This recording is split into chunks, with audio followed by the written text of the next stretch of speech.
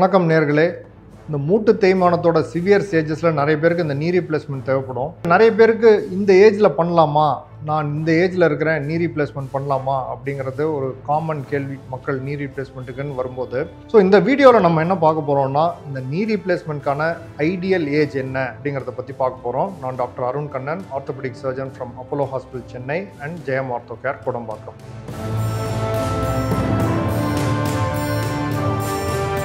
So இந்த மூட்டு தேய்மானம்னு பார்க்கும்போது இந்த முட்டியில் இருக்கிற ஜவ்வு தேஞ்சு கொஞ்சம் கொஞ்சமாக தேஞ்சிட்டு வர்றது ஜென்ரலாக கொஞ்சம் வயசானவங்களில் வர்ற ஒரு ப்ராப்ளம் தான். ஜென்ரலாக 40க்கு கீழே வெரி ரேர், 40க்கு மேலே இப்போல்லாம் கொஞ்சம் பேருக்கு பார்க்க ஆரம்பிச்சிருக்கிறோம். பட் ஜென்ரலாக பார்த்தோம்னா மோஸ்ட் ஆஃப் த பீப்புள் 50-55 வயசுக்கு தாண்டி தான் இருப்பாங்க. ஸோ இது வயசானவர்களில் வரக்கூடிய ஒரு ப்ராப்ளம் தான் மூட்டு தேய்மானம். அர்லி ஸ்டேஜஸ், கொஞ்சம் ஜவ்வு தேஞ்சிருக்கு அப்படின்ற ஸ்டேஜஸில் இதுக்கு சர்ஜரி தேவைப்படுறது கிடையாது.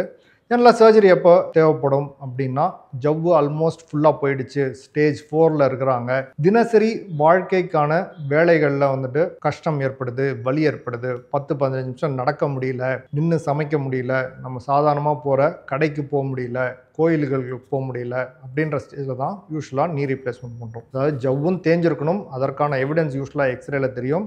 அதை தவிர இவங்க தினசரி வாழ்க்கையை அஃபெக்ட் பண்ணும்போது நீ ரீப்ளேஸ்மெண்ட் பண்ணுறோம். ஸோ அந்த நீ ரீப்ளேஸ்மெண்ட்டுங்கிறது எந்த ஏஜில் பண்ணால் ஐடியல் அப்படிங்கிற ஒரு கேள்வி நிறைய பேருக்கு இருக்குது. ஸோ இது ஏன் ஒரு ஏஜ் சூஸ் பண்ணும் அப்படிங்கிறதும் நம்ம தெரிஞ்சுக்கணும். சில பேர் யோசிப்பாங்க, எனக்கு 60 வயசு ஆகிடுச்சு, இந்த ஏஜுக்கு மேலே நான் ரீப்ளேஸ்மெண்ட் பண்ணுமா அப்படிங்கிறது ஒரு பயம் இருக்கும். சில பேர் பார்த்தீங்கன்னா ஒரு 50 வயசு இருப்பாங்க, இவ்வளோ சீக்கிரம் நீ ரீப்ளேஸ்மெண்ட் பண்ணிட்டா என்ன ஆகுது அப்படின்னும் கேட்பாங்க. ஸோ இதுக்குன்னு ஒரு லாஜிக்கும் இருக்குது. நாங்கள் டாக்டர்ஸும் நிறைய பேருக்கு இதை சொல்லுவோம். ஒரு ஐடியல் ஏஜ் ஃபார் நீ ரீப்ளேஸ்மெண்ட்னு பார்த்தீங்கன்னா 55லேருந்து 80 வரைக்கும் அப்படிங்கிறது நான் ஜென்ரலாக பேஷண்ட்ஸுக்கு சொல்கிறது.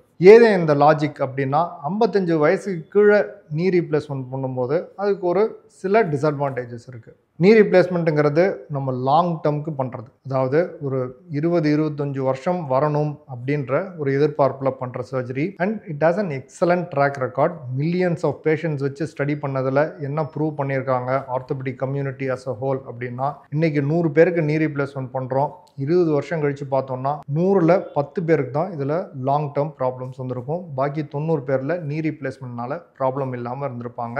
அப்போவும் இந்த நீ ரீப்ளேஸ்மெண்ட்டில் நடக்கக்கூடிய ஒரு கண்டிஷனுக்கு தான் இருப்பாங்க.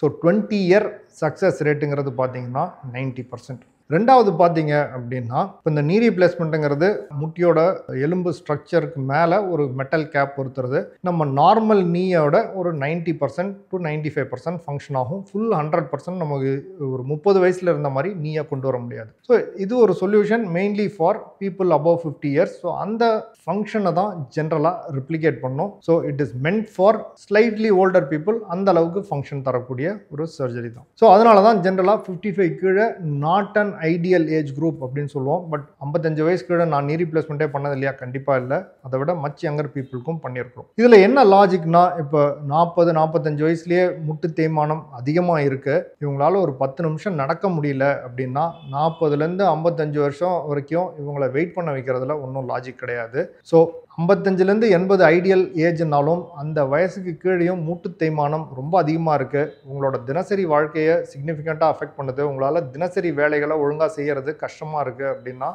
அந்த ஏஜுக்கு கீழேயும் பண்ணுறதுக்கான அவசியம் நிறைய பேருக்கு ஏற்படுது. 55 கீழே பண்ணக்கூடாதுங்கிறது கிடையாது. பட் ஐடியல் ஏஜ்னு பார்த்தீங்கன்னா அபவ் 55. பட் 45ல் பண்ணுறோம், கண்டிப்பாக 65-70ல் இவங்களுக்கு அந்த செகண்ட் சர்ஜரி பண்ணுறதுக்கான வாய்ப்புகள் உண்டு, அதையும் பண்ண முடியும்.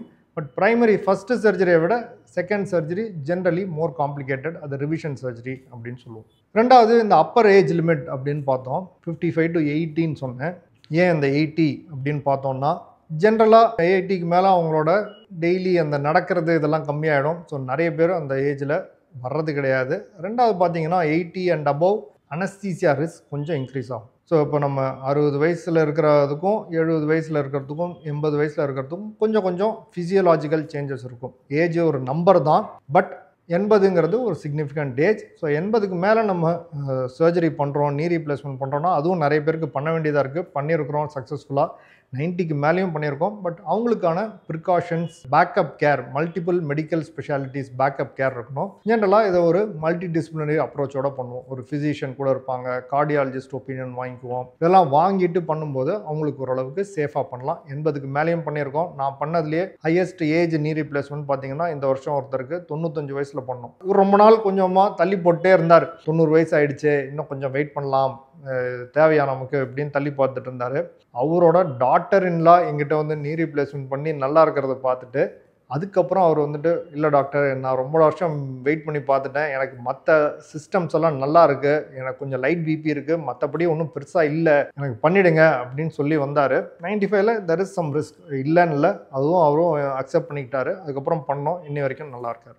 ஸோ அந்த ஏஜ்லேயும் பண்ணுறோம். பட் அபவ் 80 கொஞ்சம் அனஸ்தீசியா ரிஸ்க் இன்க்ரீஸ் ஆகுங்கிறத நம்ம தெரிஞ்சுக்கணும். ஓவரால் ஒரு நட்ஷெல்ல சொல்லணும் அப்படின்னா, இந்த நீ ரீப்ளேஸ்மெண்ட் அப்படிங்கிறது இந்த சிவியர் ஸ்டேஜஸ் ஆஃப் இந்த நீ ஆர்த்ரைட்டிஸ், மூட்டு தேய்மானத்துக்கு ஒரு நம்பகமான சர்ஜரி.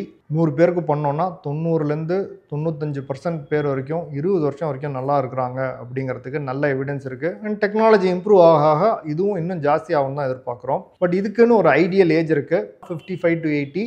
பட் அதே சமயம் 55க்கு கீழேயும் பண்ணியிருக்கோம், 80க்கு மேலேயும் பண்ணுறோம். அது ஒரு சில கண்டிஷன்ஸ்க்கு ஏற்ற மாதிரி. ஸோ இந்த நீ ரீப்ளேஸ்மெண்ட்டோட ஏஜ் பற்றியோ இல்லை மற்ற ஆஸ்பெக்ட்ஸ் பற்றியோ உங்களுக்கு டவுட்ஸ் இருந்துச்சுன்னா கமெண்ட்ஸில் லீவ் பண்ணுங்கள். அடுத்த வீடியோஸில் இதை அட்ரஸ் பண்ணலாம். தேங்க்யூ.